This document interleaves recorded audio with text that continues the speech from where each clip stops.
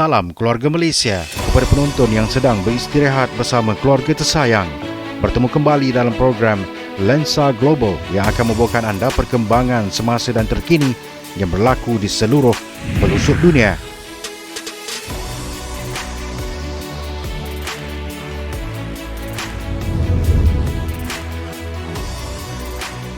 Korea Utara pada Selasa menembak peluru berpandu balistik yang tidak dikenali ke arah Jepun dalam siri ujian senjata oleh Pyongyang ketika Korea Selatan meningkatkan latihan ketenteraan dengan Amerika Syarikat.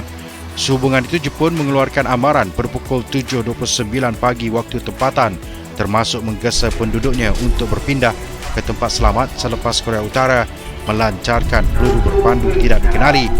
Korea Utara nampaknya sudah melancarkan peluru berpandu sila berpindah ke dalam bangunan atau pergi ke tempat perlindungan bawah tanah, kata amaran tersebut. Stesen penyiaran kebangsaan NHK berkata amaran itu berkuasa untuk dua wilayah utara negara itu, malah turut melintasi ruang udara pejabat Perdana Menteri Jepun. Pihak berkuasa Jepun sehubungan itu mengeluarkan J-Alert kepada penduduk di wilayah timur laut negara itu untuk berpindah ke bangunan berdekatan. Amaran pertama seumpama itu sejak 2017. Perkhidmatan kereta api digantung sementara di wilayah Hokkaido dan Aomori, Jepun sebelum operasi disambung semula selepas notis kerajaan bahawa peluru berpandu Korea Utara itu kelihatan telah mendarat ke Pasifik. Pengawal pantai Jepun turut mengesahkan pelancaran peluru berpandu balistik di syaki milik Korea Utara dan mengeluarkan amaran kepada kapal di Laut Jepun supaya berwaspada. Korea Utara yang mempunyai senjata nuklear melakukan beberapa siri ujian senjata yang memecahkan rekod tahun ini, termasuk melepaskan peluru berpandu balistik jarak dekat sebanyak 4 kali minggu lalu. Pertarungan sengit menguji senjata oleh Pyongyang dilakukan ketika Seoul, Tokyo dan Washington meningkatkan latihan ketenteraan bersama untuk mengatasi ancaman yang semakin meningkat dari utara. Latihan seumpama itu membangkitkan kemarahan Korea Utara yang melihatnya sebagai latihan pencerobohan. Perdana Menteri Jepun Fumio Kishida memberitahu media bahawa pelancaran peluru berpandu itu yang menyusuli siri pelancaran baru-baru ini oleh Korea Utara adalah tindakan melulu. Saya mengutuk sekeras-kerasnya tindakan Korea Utara itu dan akan mengadakan pertemuan dengan Majlis Keselamatan Negara untuk membincangkan situasi itu. Tegasnya, tidak ada laporan mengenai sebarang kerosakan akibat pelancaran peluru berpandu terbaru Korea Utara itu, katanya. Dalam perkembangan terbaru pada Khamis lalu, Korea Utara melepaskan 2 lagi peluru berpandu balistik jarak dekat ke arah pantai timurnya menuju ke Jepun. Ia susulan gabungan latihan peluru berpandu Korea Selatan dan Amerika Syarikat serta kepulangan kapal pengangkut pesawat Amerika Syarikat ke rantau itu sebagai tindak balas kepada ujian peluru berpandu Korea Utara baru-baru ini. Pelancaran peluru berpandu itu adalah yang ke-6 dalam tempoh 12 hari dan yang pertama sejak Korea Utara melancarkan peluru berpandu jarak perantaraan atau IRBM ke atas Jepun pada Selasa lalu.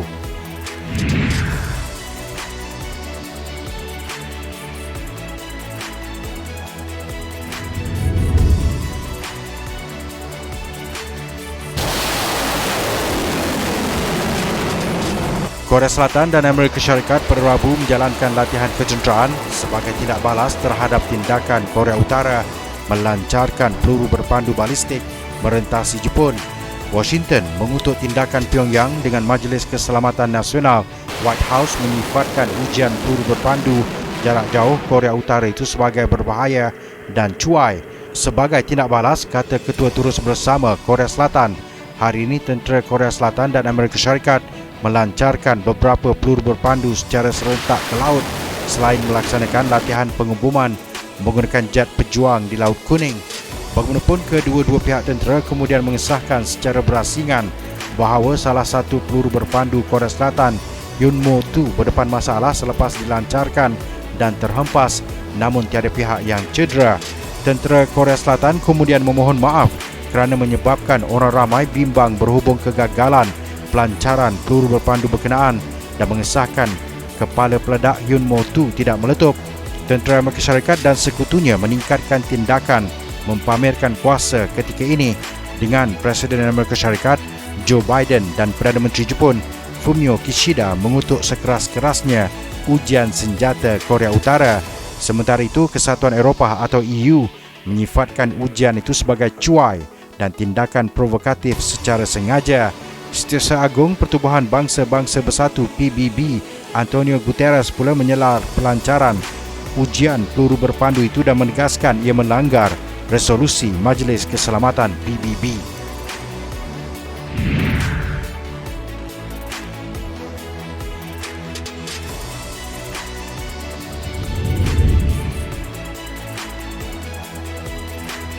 Ketua Pegawai Eksekutif Tesla, Elon Musk, pada Jumaat minggu lepas mempamerkan prototipe robot humanoidnya yang dipanggil Optimus kepada umum sempena Hari Tesla AI 2022 dengan meramalkan pembuat kenderaan elektrik itu akan dapat menghasilkan berjuta-juta unit dan menjualnya di bawah $20,000 Amerika atau RM92,740. Musk berkata beliau menjangkakan Tesla akan bersedia untuk menerima tempahan untuk robot itu dalam tempoh 3 hingga 5 tahun dan menyifatkan usaha untuk membangunkan produk itu selama sedekad atau lebih. Visi paling terperinci yang telah beliau berikan setakat ini mengenai perniagaan yang beliau katakan boleh menjadi lebih besar daripada pendapatan kenderaan EV Tesla. Pendedahan robot prototipe yang sangat dinantikan di pejabat Tesla di Palo Alto, California juga merupakan sebahagian daripada apa yang disifatkan Musk sebagai usaha untuk menjadikan Tesla sebagai peneraju dalam bidang seperti kecerdasan buatan dan bukan hanya sebuah syarikat yang membuat kereta sejuk. Pada permulaan acara, Musk memperkenalkan prototipe pertama Optimus yang tidak lengkap mengikut rupa dan syarikat itu menamakannya Bumble C, dan robot ini datang dengan berjalan kaki dari belakang pentas. Ia memperlihatkan robot tersebut boleh berjalan dan bergerak seperti manusia tetapi dalam kadar yang sangat perlahan. Tesla menunjukkan video ia melakukan tugas mudah seperti menyiram tanaman, membawa kotak dan mengangkat bar logam di stesen pengeluaran syarikat itu di California. Masih banyak kerja yang perlu dilakukan untuk memperhalusi Optimus dan membuktikannya, kata Musk sambil menambah kemudian, saya fikir Optimus akan menjadi luar biasa dalam tempoh 5 atau 10 tahun. Seperti membingungkan. Beliau berkata robot humanoid sedia ada hilang otak dalam keupayaan untuk menyelesaikan masalah sendiri. Sebaliknya beliau berkata Optimus akan menjadi robot yang sangat berkebolehan. Robot Tesla generasi akan datang akan menggunakan komponen rekaan Tesla termasuk pak bateri 2.3 kWh yang dibawa dalam badannya, sistem chip dan penggerak untuk menggerakkan anggota badannya. Robot itu direka dengan berat 73 kg.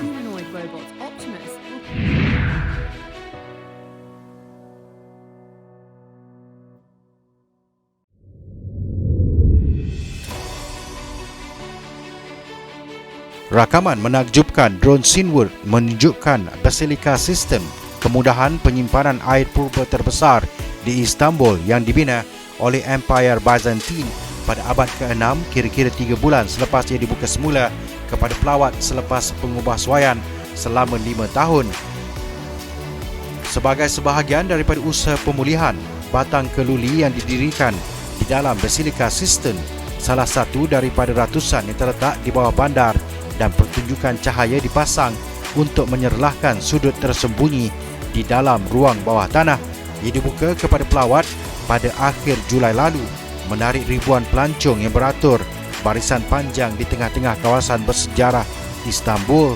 Tangki air itu yang terletak beberapa minit dari Hagia Sophia dibina pada tahun 542 oleh Maharaja Byzantine Justinian I untuk membekalkan air ke bandar. Paras air kini dikekalkan rendah untuk membolehkan pelancong masuk. Tangki itu terkenal dengan arca yang diukir di bawah 2 tiang yang menggambarkan kepala terbalik Medusa, makhluk mitos Yunani purba yang mempunyai rambut ular dan pandangannya boleh mengubah manusia menjadi batu. The Basilica System juga merupakan latar untuk adegan dalam filem James Bond 1963 From Russia with Love.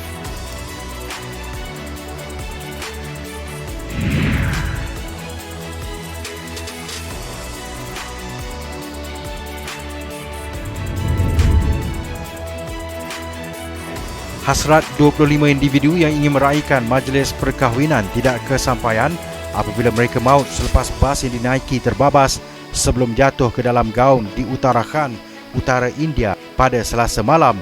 Menurut Pegawai Tinggi Polis Negeri Ashok Kumar, ketika kejadian, bas yang membawa 45 tetamu itu sedang melalui lebuh raya di kawasan pergunungan sebelum terbabas dan terjunam ke dalam gaung sedalam 500 meter.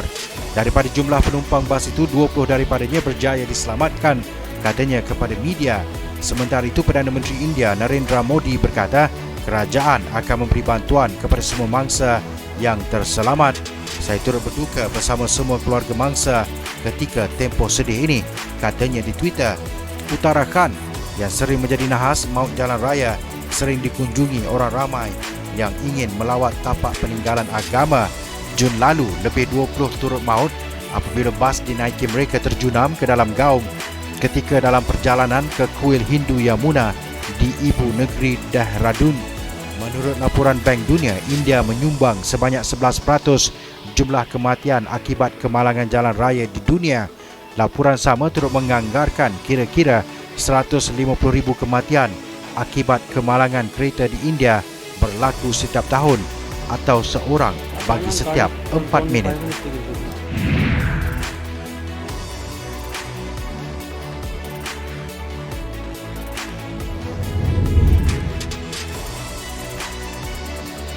Sekurang-kurangnya 17 maut selepas 2 bot yang membawa pendatang asing karam di perairan Greece pada Rabu. Pihak berkuasa berusaha mencari 28 mangsa yang masih hilang. Pengawal pantai berkata 17 mayat ditemukan berdekatan Pulau Lesbos selepas bot yang membawa lebih 40 penumpang terbalik dan tenggelam di perairan itu. 5 penumpang sudah diselamatkan dan 3 yang lain diletakkan berdekatan kawasan berbatu dari lokasi bot tenggelam. Usaha mencari dan menyelamat kedua dijalankan beberapa ratus kilometer ke arah barat berdekatan Pulau Kythera. Katanya, kebanyakan migran menyeberang ke Greece kerana mahu menuju ke Turki. Namun, penyelundup mengubah laluan sejak beberapa bulan lalu bagi mengelakkan terserempak dengan pengawal pantai di perairan Greek.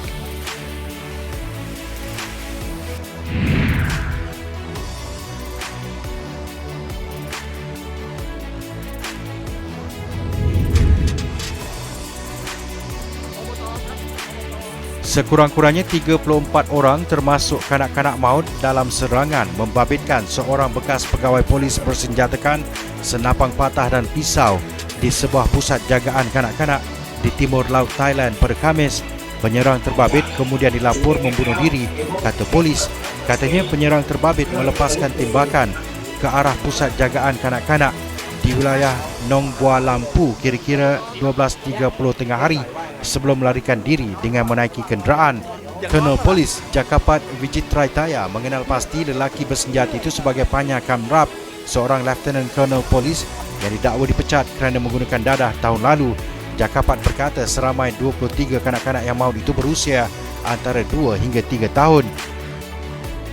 Untuk itu sekian saja Lensa Global pada minggu ini. Pastikan anda terus bersama dengan kami pada minggu hadapan waktu yang sama hanya di Bernama TV. Untuk sebarang komen dan cadangan, anda emailkan ke alamat yang tertera di skrin TV anda.